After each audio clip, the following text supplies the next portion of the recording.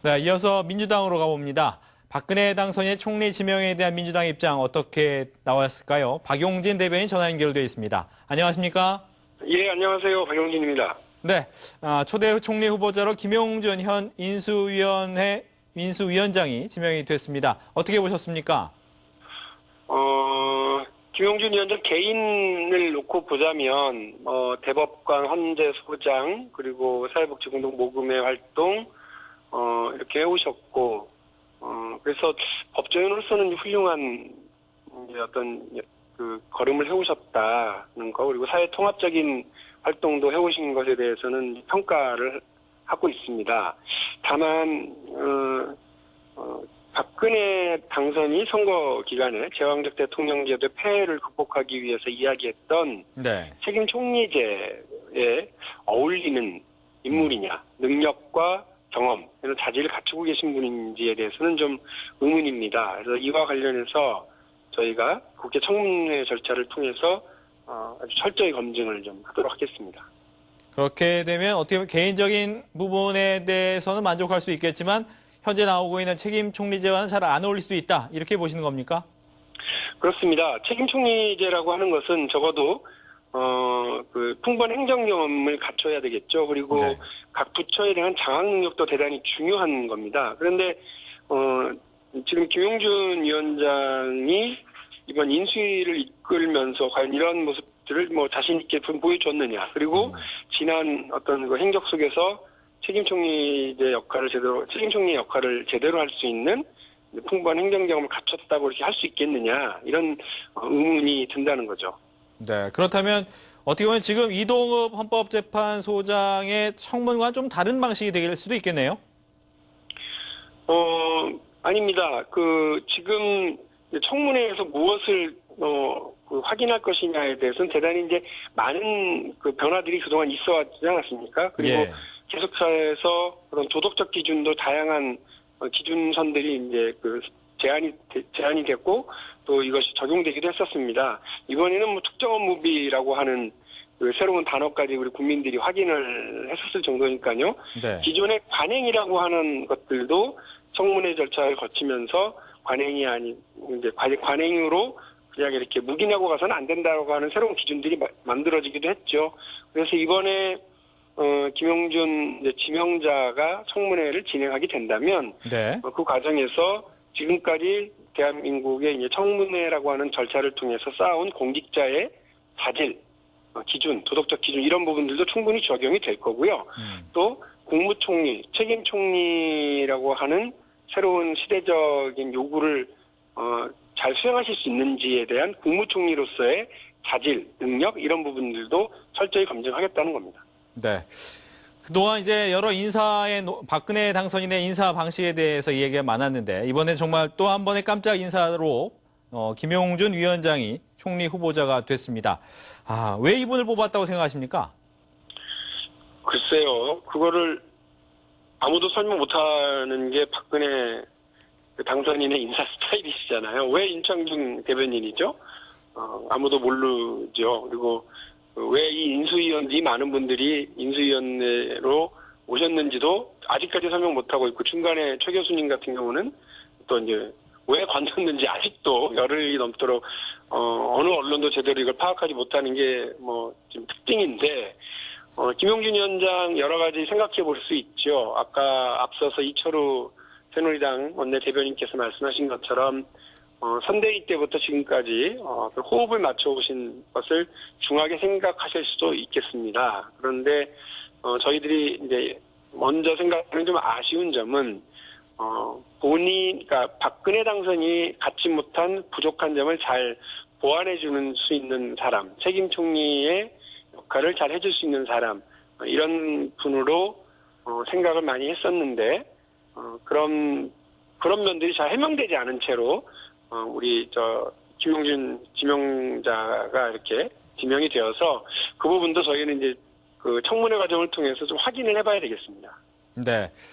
총리 인선을 놓고 호남 총리설도 상당히 많았었는데 이분 같은 경우에는 이제 서울 출신이다 보니까 지역적 안배에 대해서는 어떻게 보시는지 궁금합니다. 일단 일단 중간에 그 호남 총리 뭐 지역 안배 우선이 아니다라고 하는 것이 이미 확인이 되었었기 때문에 네. 이번에 호남 총리에 대한 어떤 기대나 이런 것은 일단 없었고요. 두 번째로 그 사람의 출신 배경이 어디냐가 마치 지역 안배와 배려의 뭐 상징적인 조치인 것처럼 되는 것에 대해서는 동의하지 못하겠습니다. 예를 들면 특정 지역에만 어떤 중앙정부의 지원과 혜택이 계속 이루어지고 특정 지역에 이루어지지 않으면서 혜택을 받지 못하는 지역의 사람만 총리로 앉혔다고 해서 균형 잡힌 인사라고 얘기할 수는 없는 것 아니겠습니까? 네.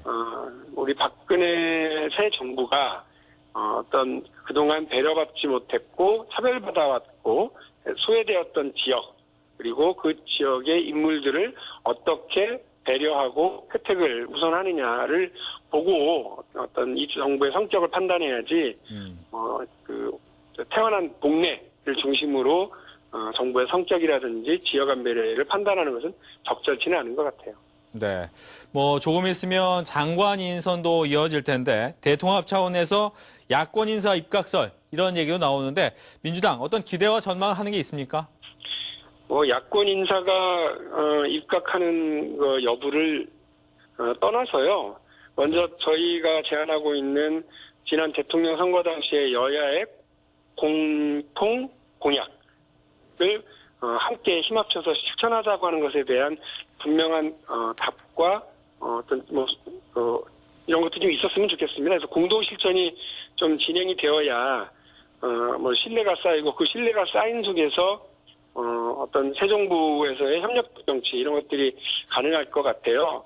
그래서 단순히 무슨 자꾸 사람이 야권 출신의 사람이 오느냐 마느냐 이런 문제로 협력 정치를 상징하는 것이 아니라 문희상 비대위원장이 주장하고 제안을 한 여야의 공통 공약, 공동 실천, 협력 정치, 상생의 정치 이런 부분들에 대해서 당선인이나 여당에서 좀 적극적으로 응해 주셨으면 하는 바람입니다. 네.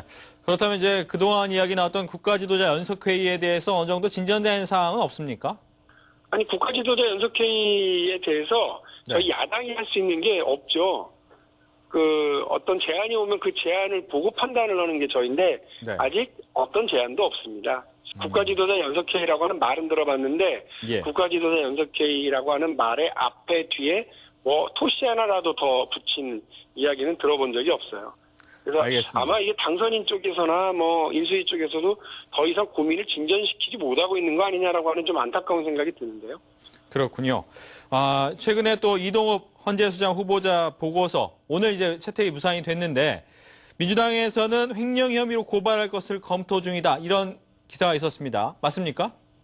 네, 충분히 검토할 수 있는 사안이라고 알고 있습니다. 그리고 법조계에서도 이 부분이 횡령으로 충분히 어떤 검토될 수 있는 사안이라고 하는 의견들이 다수를 이루고 있다고도 들었고요. 그래서 저희로서는 일단 그런 불행한 상황까지 안 가길 바랍니다. 벌써 나오고 있는 얘기가 새누리당에서 새누리당 내부에서도 부적격 의견들이 다수를 이루어가고 있기 때문에 네. 새누리당에서도 자진 사퇴로 좀 노력을 하고 있을 거다. 그리고 본인이 무엇보다도 박근혜 당선인이나 본인을 지명한 이명박 대통령에게 더 이상 부담 주지 않고 자진 사퇴라고 하는 결론을 내주기를 기다리고 있는 것 같거든요. 저희도 그걸 지켜보겠습니다. 그래도 헌법재판관을 지내신 분인데 예. 그분을 이렇게 횡령 혐의 이렇게 하는 것이 그다지 사회적으로 좋은 일은 아니기 때문에요.